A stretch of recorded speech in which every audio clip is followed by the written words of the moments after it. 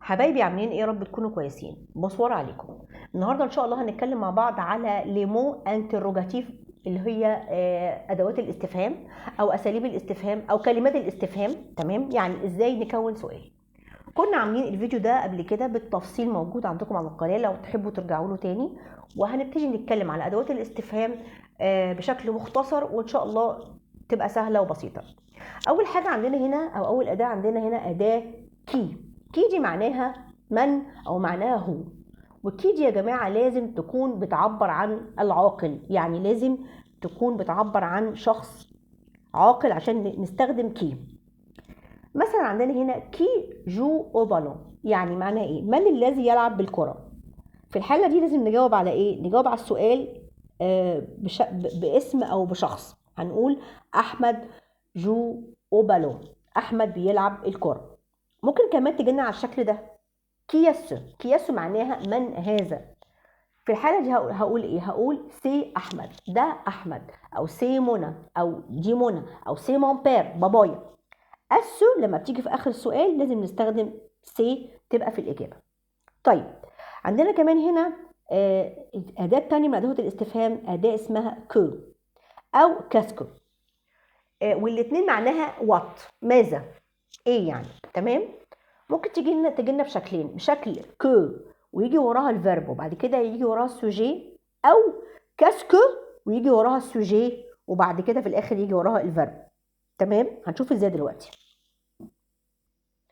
اول صيغه هي قدامنا كو فيتو، يعني جت كو الاول وبعد كده الفيرب بعد كده السوجي. كو فيتو. وده لما بنسال على حاجه، بسال على حاجه حد بيعملها، حاجه عن جماد. مثلا ايه؟ كو فيتو، انت بتعمل ايه؟ اقول له مثلا ايه؟ جو في لو دوفوار، انا بعمل الايه؟ الواجب. هنا بالصيغه الثانيه بقى اللي هي كاسكو تو في، كاسكو في الاول وبعد كده السوجي وبعد كده الفيرب في الاخر. كاسكو تو في؟ جو في لو دوفوار، انا بعمل الواجب، او لو دوفوار. شايفين الاجابتين دول؟ الاجابتين دول مناسبين للسؤالين، يعني الشكل السؤال ده او شكل السؤال ده، الاجابتين دول مناسبين للايه؟ للسؤالين دول. يبقى دي كده كو وكاسكو، ممكن تيجي كده وممكن تيجي كده. عندنا هنا اداه ثالثه اسمها كون. كون دي معناها امتى، وين. طيب كون دي يا جماعه لما بتيجي يبقى محتاجه حاجات، اجابات كتير مع بعدها. لما انا اقول لك انت جاي اسكندريه امتى، ممكن تقول لي انا جاي اسكندريه شهر 5، ممكن تقول لي انا جاي اسكندريه الصبح، ممكن تقول لي انا جاي اسكندريه الساعه 8 بالليل، ممكن تقول لي انا جاي اسكندريه بعد الظهر. تمام؟ يبقى اذا كون دي بيجي وراها ازمنه باشكال مختلفه جدا، ممكن تبقى ايام، شهور، الصبح، بالليل، الساعه كذا كده. يعني لما بتيجي كون لازم يكون في الاجابه حاجه من الحاجات دي. مثلا لو ماتين، لابريميدي، لو سوار. لو ماتين يعني الصبح، لابريميدي يعني الظهر، لو سوار يعني بالليل. ممكن كمان تقول لي ايه؟ تقول لي يوم من ايام الاسبوع، لاندي، ماردي، ماركرودي. ممكن كمان تقول لي شهر من شهور السنه، جانفيي، فيفرييه، مارس. ممكن كمان تقول لي سيزون، يعني شتاء، صيف، خريف كده. اون ايتي يعني في الصيف، اون ايفير في الشتاء، او برانتون في الخريف، سوري، او برانتون يعني في الربيع، اون اوتومن اللي هو في الخريف. يبقى اذا كون دي قدامك فيها يعني فرايتي كتير جدا، قدامك ايه؟ اجابات كتير جدا. ممكن تقول لي اويتر الساعه 8 مثلا. انا اقول لك مثلا انت بتروح المدرسه امتى، هتقول لي الساعه 8. تمام؟ يبقى كون دي بيجي وراها ايه؟ اشكال كتير من اشكال الاجابات، كلها ليها علاقه بالوقت. اما اقول لك مثلا ايه؟ كون فواياج تو، انت مسافر امتى؟ هتقول لي مثلا اون افريل، في ابريل، في شهر ابريل، شهر 4. ممكن اقول لك مثلا كون فواياج تو، ممكن كون فواياج تو انت مسافر امتى؟ تقول لي مثلا ايه؟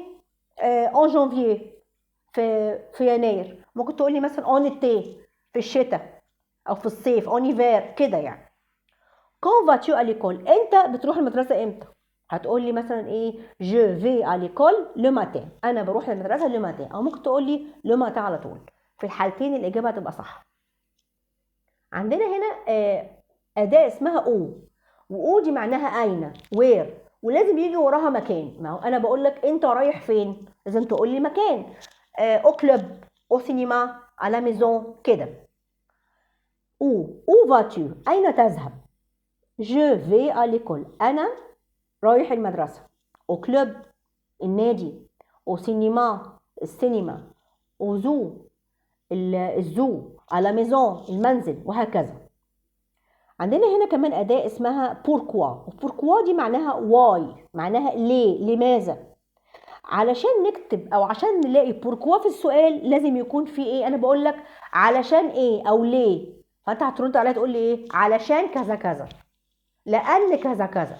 يبقى بوركوا لازم يكون في الاجابه فيها يا كار يا بارسكو يا بور، التلاتة ليهم نفس المعنى، كار وبارسكو وبور اسمهم علشان. يبقى بوركوا بيجي في الاجابه واحده من الثلاثه دول. تمام. مثلا pourquoi vas-tu au club، انت رايح النادي ليه؟ فانا بقول له pour regarder un match، علشان اشوف الماتش. ودايما دايما pour بيجي وراها الفيرب في الايه، في الانفينيتيف. تمام. يبقى pourquoi لما نلاقي واحده من دول في الاجابه يبقى اكيد اكيد اكيد السؤال فيه pourquoi، وبوركوا معناها واي او لماذا. عندنا هنا اتنين لزاز قوي، combien de وcombien coûte. الكومبيان دو نسأل على العدد، حاجات قدامنا عددها، عايزه اعرف عددها كام. وكومبيان كود السعر، بسأل على سعر الحاجه. لما بقول هنا كومبيان دو، مثلا كومبيان دو ستيلو اتو، انت عندك كام قلم؟ جي 7 ستيلو، انا عندي 7 اقلام. يبقى احنا كده سألنا على عدد وجاوبنا بعدد.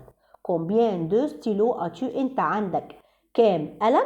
بقول له جي 7 ستيلو. كومبيان دو للسؤال عن العدد. كومبيان كوت معناها السعر. كومبيان كوت لا جيب، بكام الجيبه؟ انا قلت 200 ليفر، ب 200 جنيه. او ممكن اقول لا جيب كوت 200 ليفر، ممكن اقول له الجيبه تتكلف او سعرها 200 جنيه. عندنا هنا اداه اسمها كومون، وكومون دي معناها كيف، او يعني بما معناه كيف، بس ممكن تبقى ما، على حسب ايه سياق السؤال. كومون تو تابيل، ما اسمك؟ كومون سافا، ازيك، عامل ايه، اخبارك؟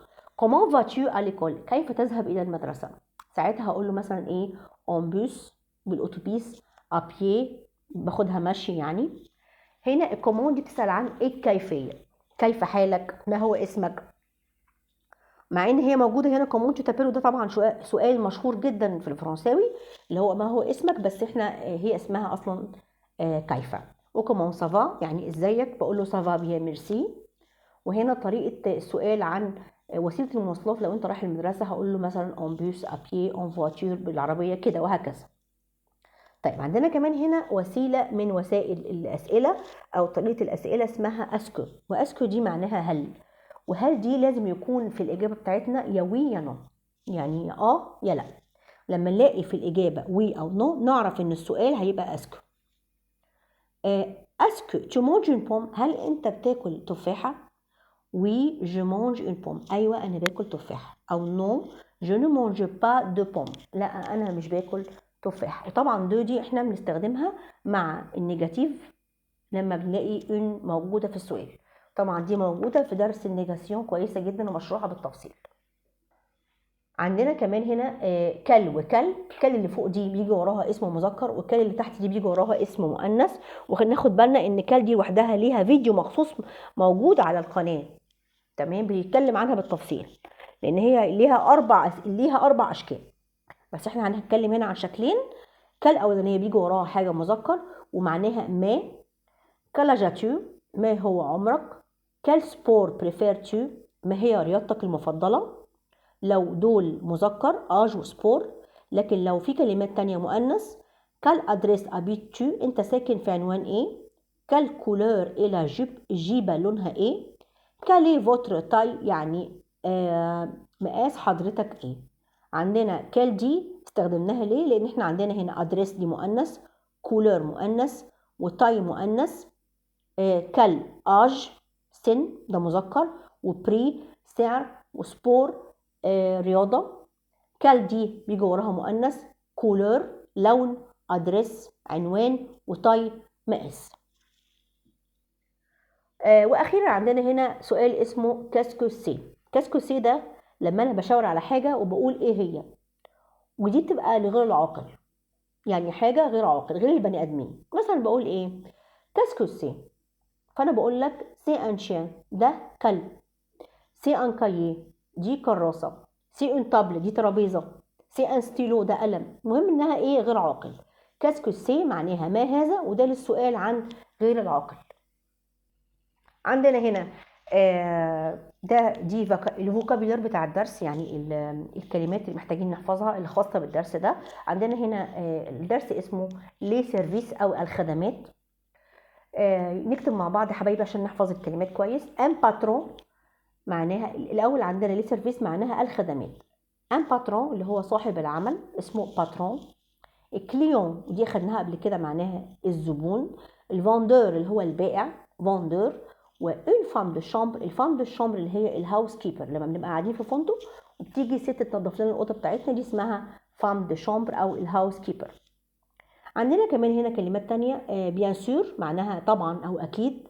وعندنا كمان دوريان يعني لا شكر على واجب، لما حد يقول لك ميرسي شكرا هتقول له دوريان. دوريان يعني لا شكر على واجب. في كمان جو فو روميرسي.